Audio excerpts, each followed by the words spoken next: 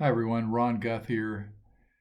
You can tell by the video that it's kind of late at night. I'm going to call this the Midnight Musings. This is something my wife actually came up with. I have a tendency to either stay up late at night or can't sleep, so I figured rather than just toss and turn, I'd get up and talk to you about something that's on my mind and a little bit helpful, hopefully, in your understanding of history. So tonight I want to talk about something called historiography. This is a word I learned when I started my graduate work for a master's degree in history, and I wasn't quite sure what they wanted. They said they wanted me to do the historiography of, some particular subject, and I go, "What the heck is historiography?" Well, it turns out that historiography is it's called by some people the study of history, the history of history. And really, what it is, it's a survey of the different histories that people write about a particular subject. And I thought about something like the Warren Commission that was set up after the assassination of JFK. And this is a perfect example of historiography because what they did was they interviewed all the people that were available that they could find that were on site when JFK was assassinated. And of course, depending on where you were standing as the motorcade went by, whether you were in the building, in the Texas School Book Depository at the time, if you saw some movement in a window in the depository, everybody there had a different viewpoint of the assassination. So the Warren Commission the FBI went in and interviewed everybody they could possibly find. And of course, there's the famous Zapruder film, which, they've broken down frame by frame to see what they could learn about the assassination.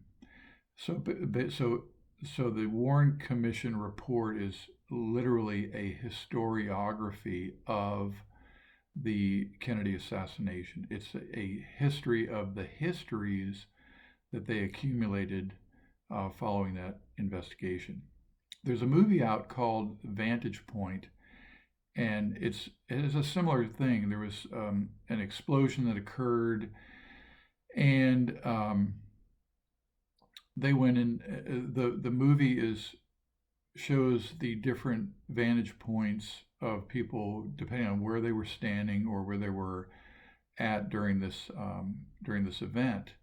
And it's really interesting because you think you know what's going on, but you really don't, because history is really, if it's written by one person, it is their determination of the facts based on their research, what documents they had available to them.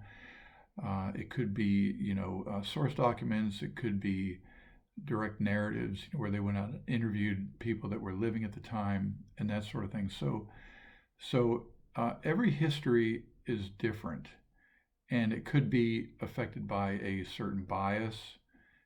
Everybody comes at something from a different standpoint. Maybe they're looking for a particular conclusion, and so they look for facts that might support that conclusion.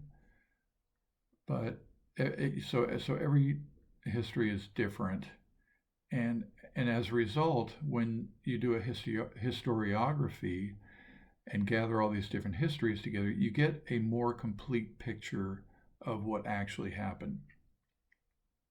A little bit of this happened in my last video. I talked about the colored patriots of the American Revolution, and one of the most famous ones, of course, is Crispus Attucks. Well, everything I've learned when I went to school was that, Crispus Attucks was a black man and he was killed in the Boston Massacre, and he was the first martyr, the first death of the fight for American independence. Well, when you dig a little bit deeper, into the other histories, you find out that there's a lot more to him and a lot more about him that isn't really taught in the history books. One of the things I learned was that he was a mulatto, and which is a mixed race, and that he was part or half Indian. And yet, when you go to the transcript of the Boston Massacre trial, which I didn't even know existed, but it's out there, and this was the trial of the soldiers that shot the colonists at what they call the Bloody Massacre. And when you find out that in the trial transcript, he's actually referred to as a mulatto and an Indian.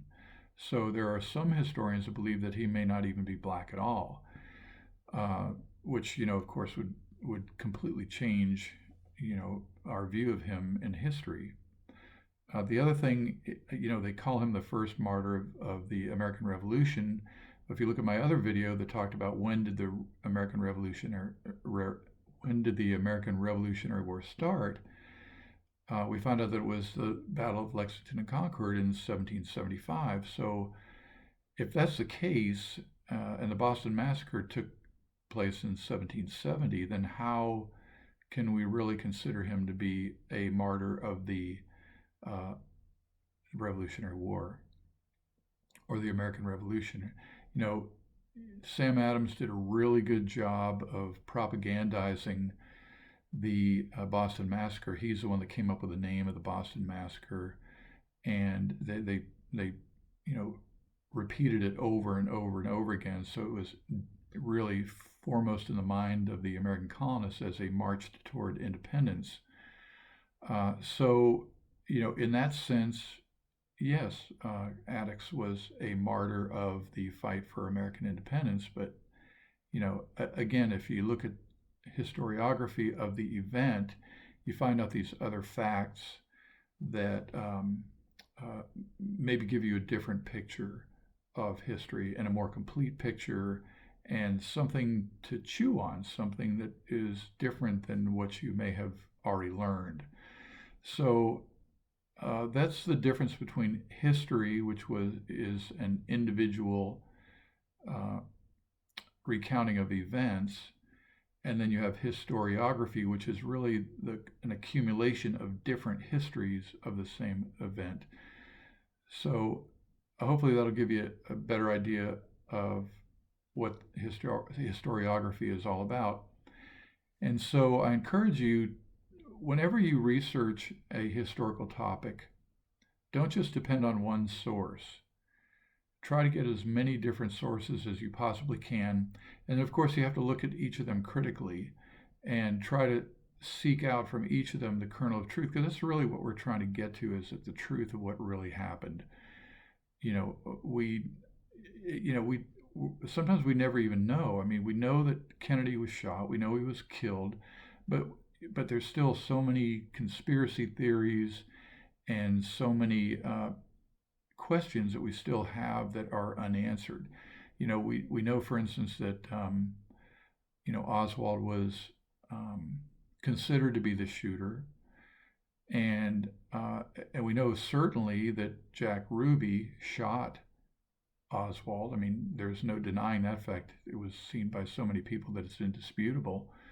But there's so many questions about the Kennedy assassination that it really is interesting to get as many different histories as you possibly can. So whether it's the Kennedy assassination or Crispus Attucks in the American Revolution or the Civil War, go out and get as many different histories as you possibly can, so that at the end of the day, you get a much better understanding of what actually happened. So thanks for putting up with my late night musings, and I'll see you with a regular video again on Sunday. Thank you. Good night.